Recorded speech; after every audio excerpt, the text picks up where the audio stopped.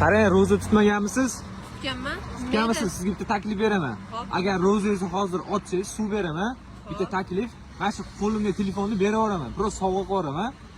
Agar ro'zamni ochmayman desangiz, kichkinaroq sovg'a bor, bundan lekin 10 barobar arzon turadi. O'ylab ko'ring.